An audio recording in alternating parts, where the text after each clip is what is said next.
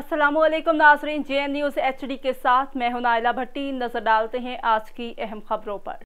चनेौट से खबर शामिल करते हैं। तफसीलात के मुताबिक तहसील लालिया मोजा विनोका में 62 अफराद का मेहनत कश पर धावा, हड्डियां दांत तोड़ डाले। 1.5 माह गुजर जाने के बावजूद भी मुकदमा दर्ज न हो सका।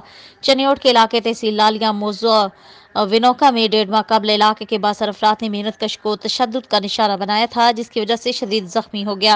इस मौका पर मुतासरा खानदान और अहले इलाका का कहना था कि इस्माइल वगैरह अपने साथियों के हमरा जबरदस्ती घर में दाखिल होकर तशद्दुद किया, जिसकी वजह से 6 दांत और जबड़े की हड्डी टूट गई।